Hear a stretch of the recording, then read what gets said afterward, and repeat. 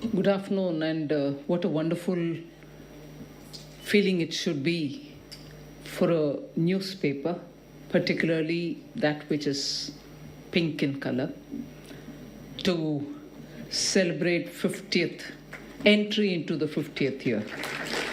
I wish Business Standard all the very best and many more 50 years to come.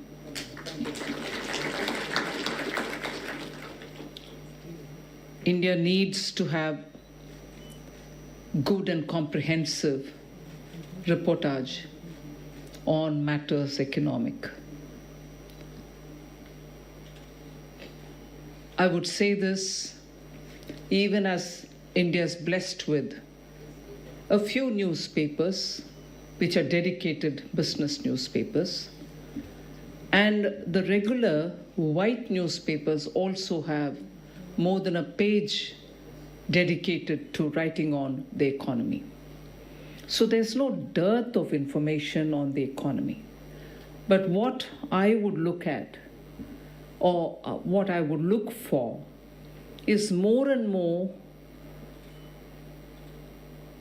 specialized papers, or more and more pages of specialized papers such as Business Standard, so that a spectrum of view on different issues affecting the economy or which are important for the economy or on a regular basis taken up, conversations are built on it, and informed pieces, informed writings find a good place.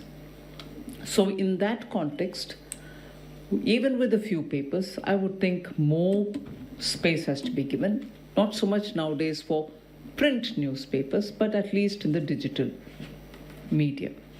So I think 50 years of your experience would have seen how Indian economy has moved, in fact, passed by several milestones, some of which are very, very significant. So I think you would be very well placed to look at 2047 in all its vast canvas, which is what the Honorable Prime Minister Narendra Modi is looking at, pitching before us, and making sure that with the confidence that we have today in India, each one of us will be dedicated to getting there, getting to the 2047 of our dreams, 2047, which Indian youth aspire to reach. Is it important because it's a dream which has been placed before us by the Prime Minister? But is it not an important dream that all of us will love to reach, attain, because it is that which is the dream of our youth. It is that which is going to hold the hope for India for the next 25 years. So even as you're moving towards completing your 50th year by 2025, with just another 23, 24 years to go when you will touch 75 yourselves, India at 100, Business Standard at 75, should see a developed India where virtues of a developed economy can be realized even in India. And why do we think it is possible to attain? Where are we today? And what kind of efforts have been taken that we are today able to say it is possible for us to reach there without any hesitations? And that is where I think I'll spend about 5-10 minutes explaining all that, and later, of course, you're going to have a chat with me. Just look at the parameters which are important for us to take on board. They are parameters which form a basis on which we can stand and speak. And they may be short-term parameters, but short-term parameters which are before us even after a debilitating COVID, which literally affected every country in the world. India was not unique to it. So 8% growth, 3 continuous quarters, ending the third quarter of 23-24, with other parameters all working towards giving us the confidence that we'll be able to sustain good growth. Now, I know I'm talking on a media platform. I'm also conscious that every line is going to be, oh, the FM said this, and tomorrow. I'm not saying whether it is 8% or 7.9%, but the fact remains that 8% over 3 quarters, and looking at a good sustainable momentum for growth itself is a good plan to stand on. And even as we are the fastest growing economy, to say, all right, we have the confidence now, what are the other parameters we should take on board? And therefore, if that is the first one on which I want to speak, I also want to highlight the path which has been laid out before us, as though it's not as though it has been laid before us without a reason, but the emphasis are on 4 I's in laying that path before us.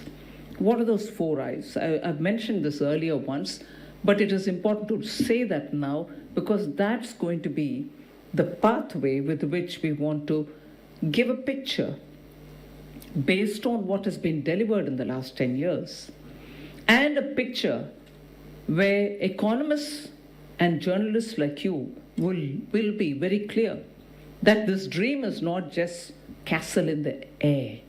It has ground. It has reason to be trusted because that path is a steady, concrete path to lead us towards that dream. So the 4 I's are investment, infrastructure. I would put the infrastructure first if you want. Infrastructure, the second being investment, third being innovation, and the fourth, inclusiveness. So if these are the 4 with which the pathway to achieving the goal of 2047, developed India, the ripple effect which can be caused by each one of these 4 can give us the mass to have that strength to realize this dream. We could very happily say that these are the 4 I's on which we are placing the emphasis, but record of this government will tell you that we believe in all the 4 I's. Look at the way from 1.88 lakh crores in 2014-15, the infrastructure or the capital expenditure allocation in the budget, to where it has reached today. It is 11 lakh crore in this budget, which is 24-25. I'm not talking about the vote on account. A growth of 433% in these last 10 years. So we believe that one of the I's is very important because that's what is going to give you the multiplier effect. That's what is going to have immediate ripples because most of the in-situ constructions which happen or the infrastructure which is being created will bear multiple results. So that is a very important factor. Now, as a result, we are able to crowd in private capital.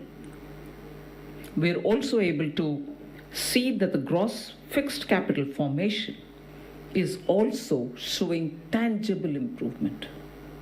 Now, the at cost and constant price, what we have registered in this year, 24, is 10.2% growth in the gross fixed capital formation. So these are very important indicators based on which I think it is possible for us to say, sustain this, move on this very ground, you are sure to reach the objective or the dream that you have before you, a developed India by 2047. Did we leave the states to fend for themselves in our desire to build infrastructure, in our desire to have increased it by 433%, the infrastructure spend? Did we leave the states to fend for themselves? No, we did not. The scheme for special assistance for states on capital expenditure,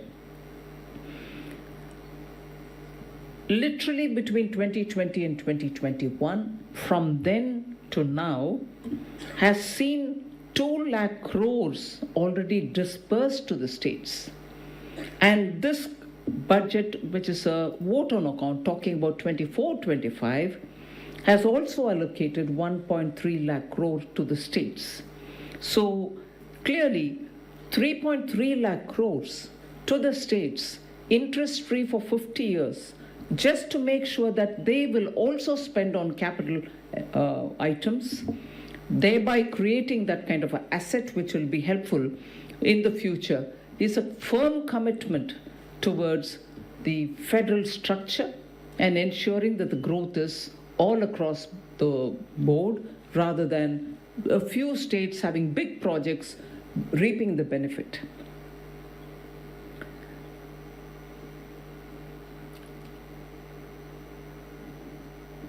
From this expenditure, or from this allocation given to the states, the ICRA suggests that about 29% more money will be spent in the states for capex because they are now given this additional cushion by the central government.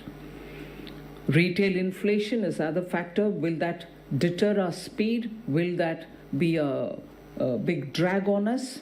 I think I want to very clearly put before you February 2024, the retail inflation eased to a 4-month low. That may not be a good enough long period, but the core inflation is at 3.3%, and it is the lowest since 2012. So literally a 12-year low in the core inflation. External sector, there are several things that one can speak about: the merchandise export, the service exports. I'm not getting into details here, but the reforms undertaken between 2014 and 19, big and small, and the reforms even during COVID, despite COVID, underlines two important things. One, the commitment of this government in carrying out reforms. Come what may, we will carry on this momentum, as Prime Minister says, even in the third term after getting elected again.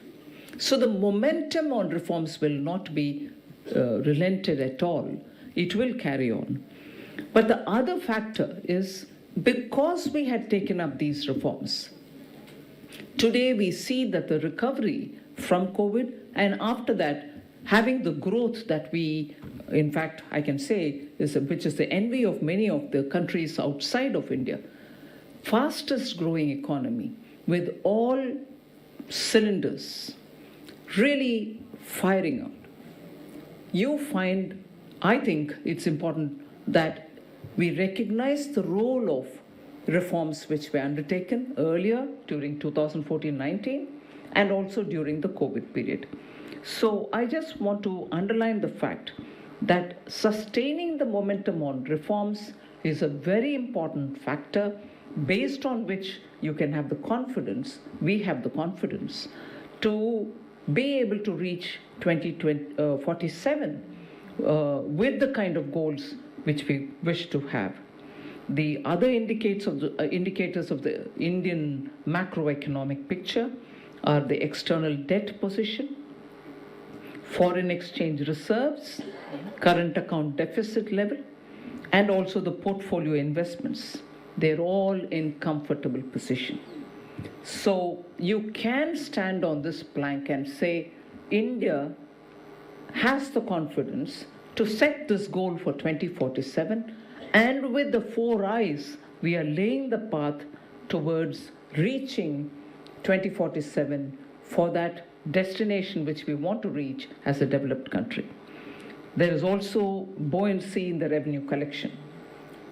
I've always noticed that Business Standard particularly is keen on picking up information on revenue collections. Any paper would be. But I've found that most often you're the first to report on it, whilst the rest would come probably 24 hours later. So I want to sort of put my assumption forward: revenue buoyancies of extra interest for Business Standard, and revenue collection supported by very prudent expenditure management has resulted in us having the strength to manage our fiscal deficit better.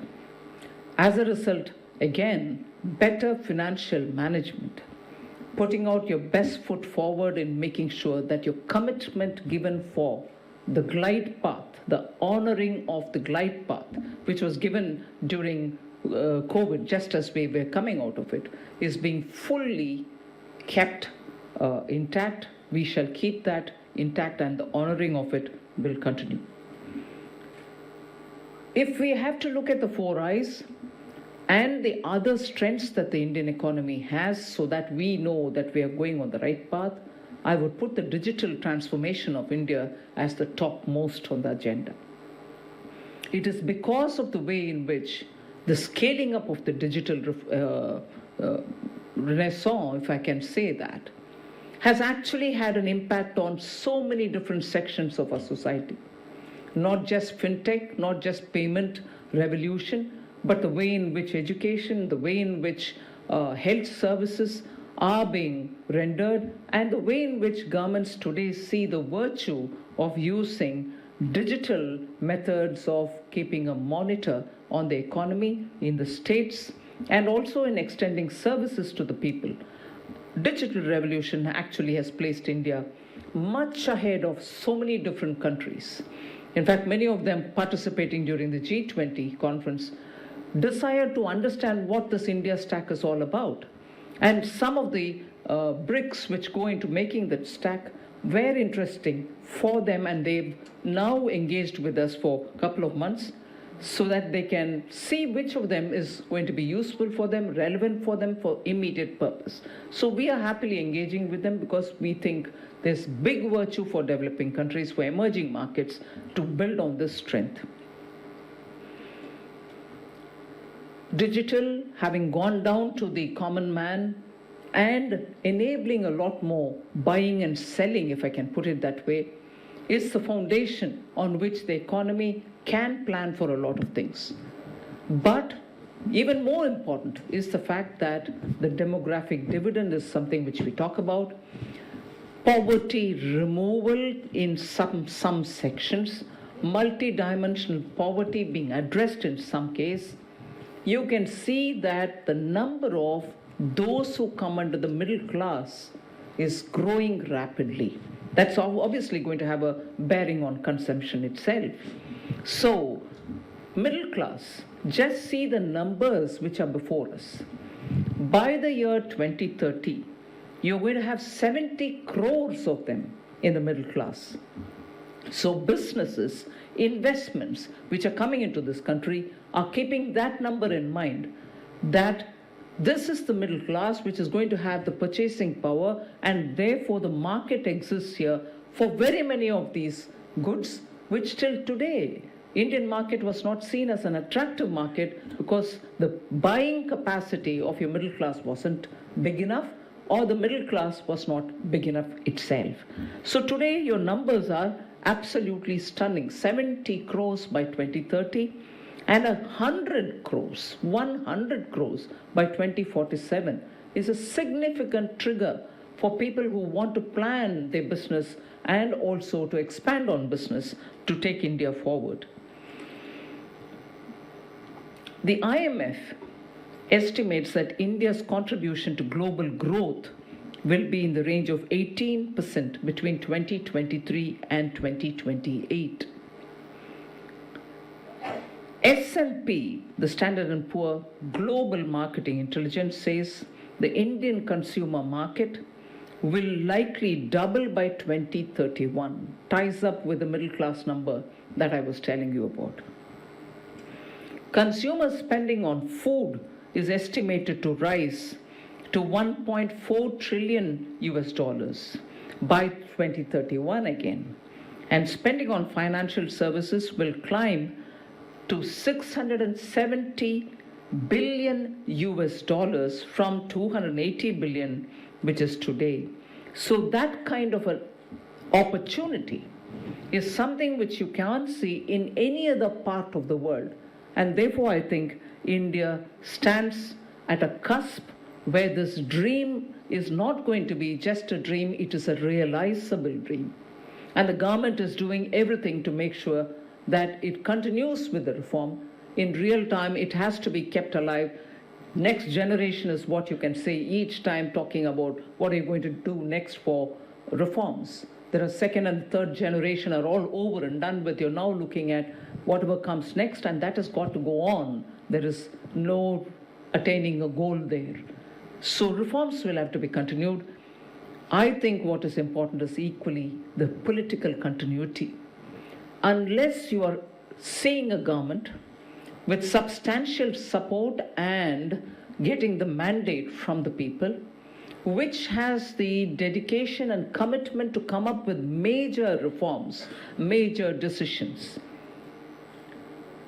and no withering away the time in having the coalition work together and some kind of a dharma to be practiced, none of that. And a predictable and stable environment, predictable and stable taxation structure. All this matters. And that is what we've shown in the last 10 years. And that is what I think we'll be showing in the next term as well. And therefore laying the foundation to take India forward. Compare the position 2014 to today. What was twin balance sheet problem? Today is a twin balance sheet advantage. The RBI itself calls it a twin balance sheet advantage. So we need to take steps to take India forward, capitalizing on all these advantages. And it is not an unrealizable dream. We owe it to the next generation. The youth of India want to see an India which can meet their aspirations, and they don't need to leave the shore to realize their dream elsewhere with all the skills and capacities that they have. So thank you very much for giving me this opportunity.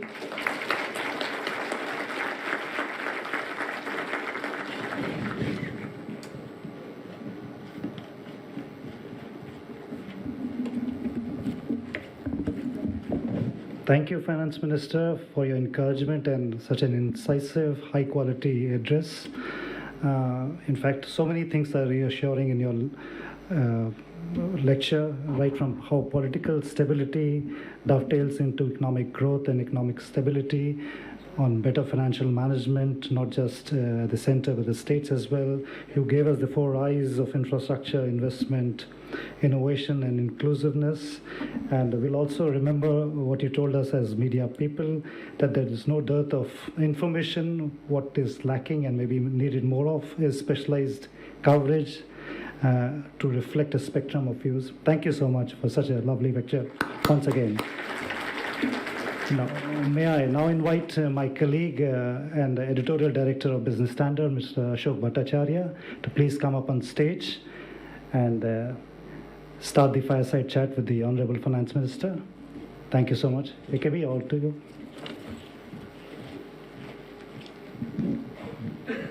Thank you, Sailesh. Thank you, ma'am. We have limited time, so we'll let you go at 3:45, but maybe 5 minutes here and there will. I can't resist asking this question to you. It maybe slightly personal. How do you unwind? I mean, you know, you are always. No. I mean, where is the mic here? That's fine. I'll go there. No. You That's should fine. not. No. Please don't. This is your mic. No, that's all right. I think she's getting it. Yeah. How do you unwind? Listen to a lot of music. Oh, wonderful. Read a lot of books. Okay, wonderful. Yeah.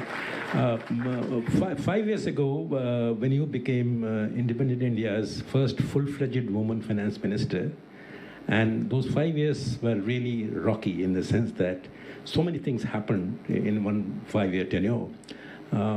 Looking back, is there anything that comes to your mind which you thought you could have done, either differently or something new, or something that you did not do and wish that they needed to be taken up in the coming years?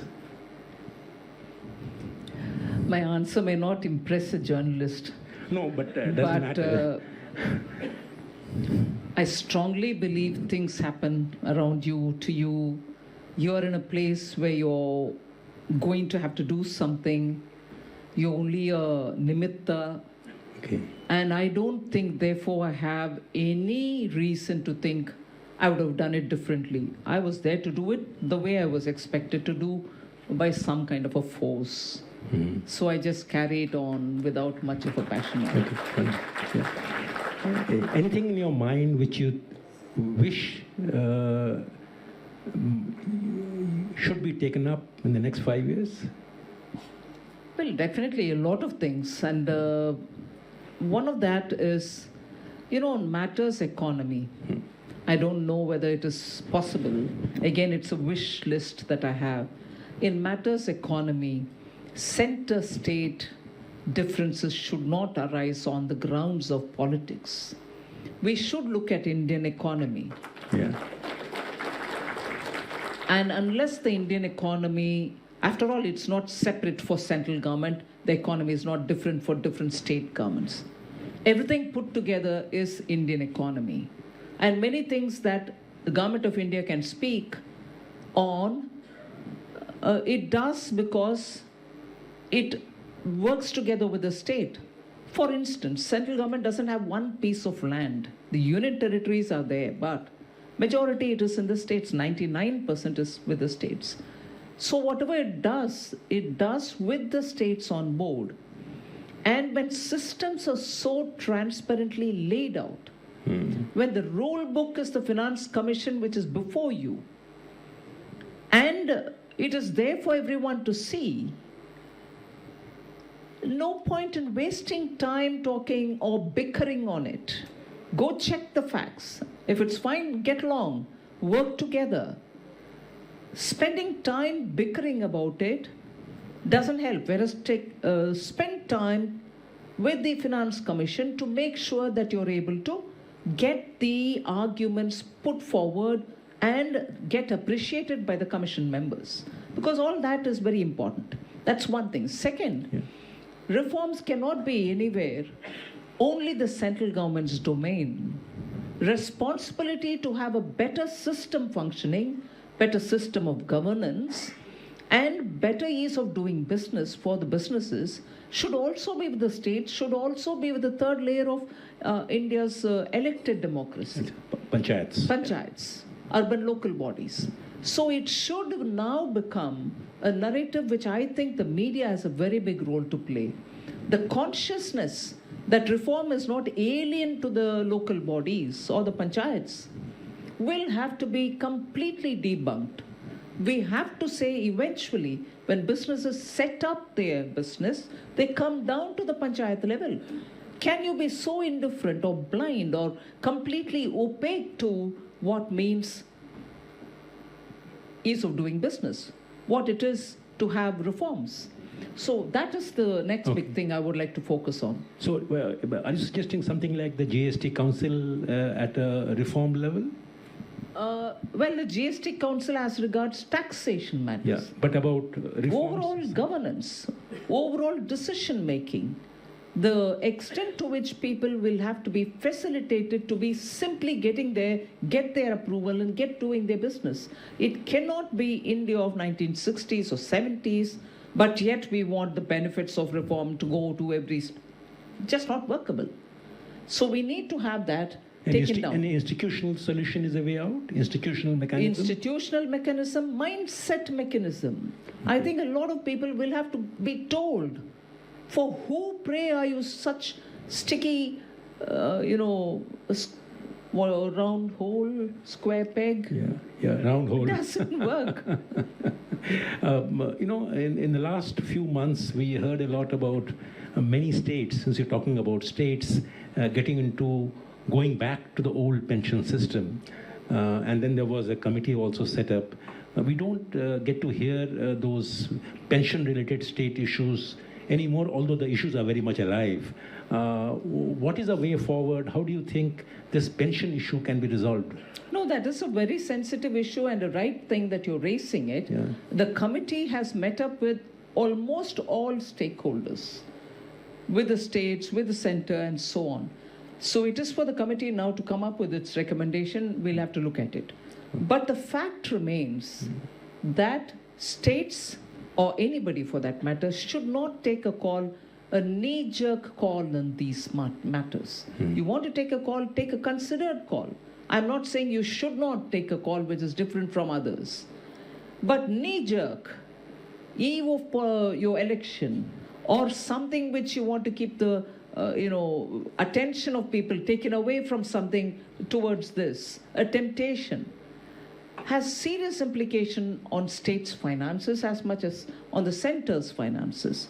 So I would invite people who would want to have a diametrically different view also to go about consulting, talking, have an open debate, rather than say, oh, I've taken a call, come what may, I'm doing this. Cannot help, it's not your money.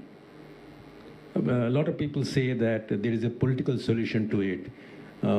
Change the government as you did in Chhattisgarh, you did in Rajasthan, and a new government comes with a different belief, doesn't believe in the old pension system, goes in for the new pension system. Well, it won't be just on the pension, right? The mindset will have to change on many other things as well. Yeah. Ma'am, 2-3 years ago, you started the initiative on tariff reforms, in a sense that you went in for exemptions, removal of the exemptions, which also effectively meant tariffs went up. In some cases, tariffs did come down. Is there any sense that we can get from you that have actually tariffs gone up? Are you concerned about it? And what is the effective tariff rate right now? Are you worried? Some segments of industries seem to get worried about higher tariffs because it does work against domestic production competitively and efficiently. What are your thoughts on it? Well, we did take a very clear path about tariff and levels of tariff. Atmanirbhar Bharat is not a regressive step. It's a step to make sure that where you have capacities, where there is potential, we need to have our own manufacturing supported. After all, in India, didn't we some decades ago, take such a step towards automobile? And that resulted in India becoming, at least in some segments, self-reliant on automobile. Today, we are producing and exporting as well. So such, support, inclusive of tariff decisions, do help industry to grow within the country, where you have the capacity, where people are willing to invest, and where there is potential. So the decision on Atmanirbhar Bharat based decisions on tariff are driven by the fact that where we think we have the capacity, at least for a few years, we cannot afford to have cheap imports coming and not even allowing that sector to sprout and grow. So that is one thumb rule we adopted.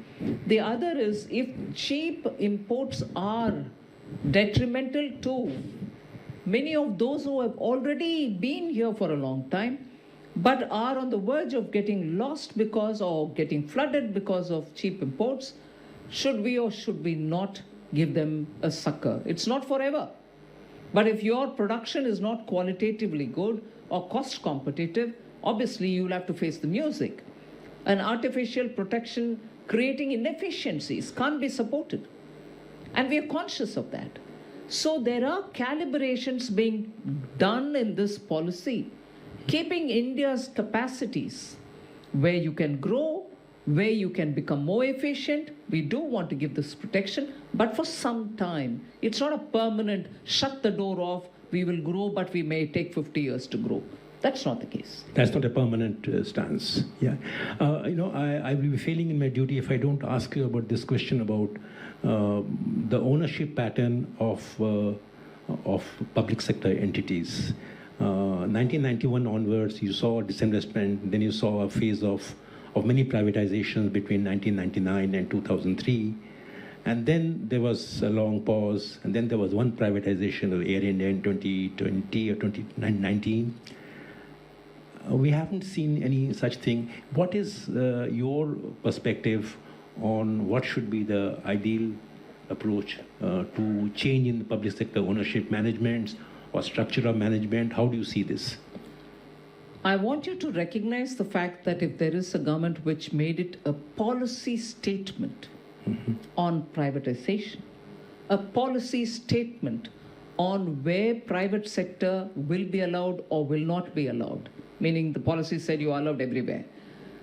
A policy statement which said clearly public sector will be present only in core strategic areas, and they were defined. So we are bound by that policy. And that policy is in force. Yes, it was passed in the parliament. As part of the budget speech, it came up, and as a part of the finance bill, it was passed. So we adhere to that. We believe in that. So if privatization is not happening, we should not. It could draw also any- be the timing. After all, after 2020, the way in which changes happened in the market, I take the liberty to explain it a bit longer. I don't want any more implications being drawn or inferred on this. Okay. LIC IPO. It was in that path Okay. that we went forward.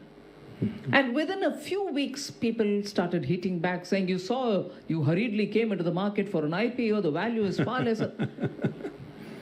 You can't have it every way you want.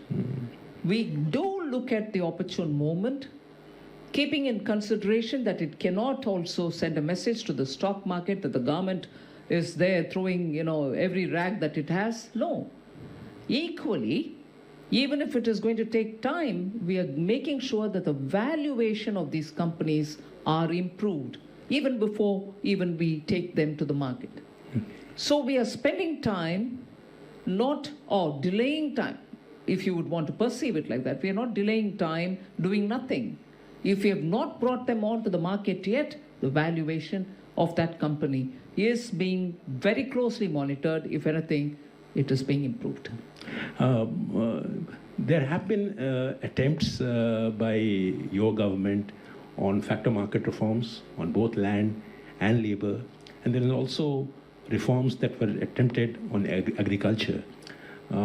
What is the current outlook on both land, labor, agriculture reforms going forward, particularly in light of some comments coming from different sources that probably these are issues that can be settled at the state level? So can you give us some clarity on, are you giving the responsibility of reforms in these areas, land, labor, and agriculture, to the states? Because the labor code is yet to be notified by the center. States, not all states have agreed to it. Land reform is in the kind of a cold. So what is your perspective? Well, first of all, I'm not giving it to states.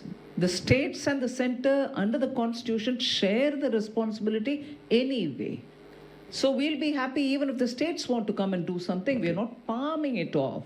We are there. We will continue to do all that it takes to do things in the name of reform, having factor reforms particularly. Okay. But we also want the states, because after all, for other things, you're often pulled up saying, oh, well, you take up things even in those areas which are not with you, meaning solely with you. It's also with us. So we love to see the states also come on board. Our momentum on the reforms will continue. Okay, thank you. I'm getting frantic messages from that you have to go somewhere. I'm very sorry. You still tolerated Again, a media event. I don't want them to think that. Would you take? You care nothing for us. You were there. Would you take a question or two? Yeah, sure. Madam Minister has agreed to take only 2 questions. So, okay, there are too many. Okay, go ahead, young man. Ask a question and identify yourself. Yeah, go ahead. Yeah. And ma'am, my question is you are one of the inspiration of ours. Take the mic. Yeah. Good afternoon, ma'am. I'm Akanksha. And my question to you is that being a youth, you are inspiration to not only myself, but a lot of young females. But I want to know what inspires you. What drives you? Well, a lot of people, when I was young, I had a lot of people who impressed me, who I would want to learn from. So, and as you grow older in your age, you'll also have newer icons who can come into the picture. So it's an evolution. I think every one of us will keep doing that to ourselves. So it is not just one person always. It is one person plus several more. I'm sure you'll have your own choices. Thank you. This is the final question. Yeah. I'm Arvind Tiwari.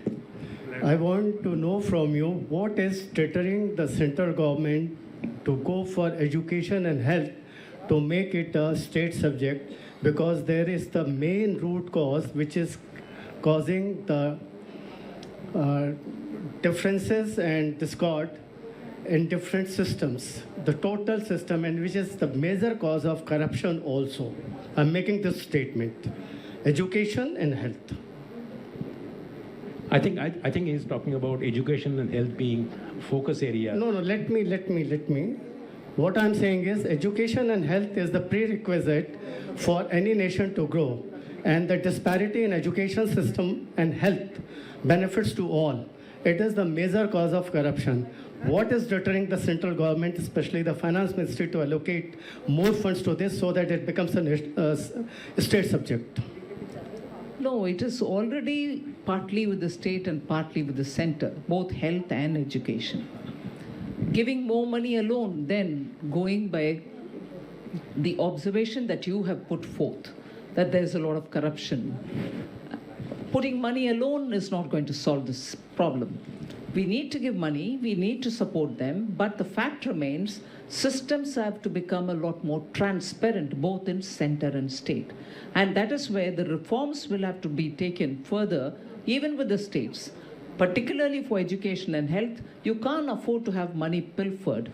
I would like to just take this opportunity to say, when we insisted on having DBT, direct benefit transfer, there was a lot of resistance from the states saying, no, you don't do that, send that money as always to the states and we will give it to the identified beneficiaries. We didn't go along with that. We insisted that you get the Aadhaar enabled identity of the beneficiary and money will go into their accounts. I'm happy to say that Government of India has saved 3 lakh crores because of DBT. Now, where does that money go? The money saved from this is not going to my pocket. It's not going into PM's pocket. It'll again be plowed into education and health. So if we are able to make systems transparent, both at the center and state, and be accountable for what we are doing, more money will automatically come. Look at the savings that we've got. That will, after all, go towards improving systems. So that is the way forward, I would think. I think, thank you very much, ma'am. You have been very, very tolerant, and you have tolerated our long thing is exceeded our time. Once again, my thanks to you, and please give her a big hand. She's been very tolerant, and thank you very much. Resounding applause, please, for the Honourable Union Minister for sparing her time and giving us those extra minutes. Thank you very, very, very much, ma'am. I request you all to please stay in your places and allow the Honourable Minister to exit this hall.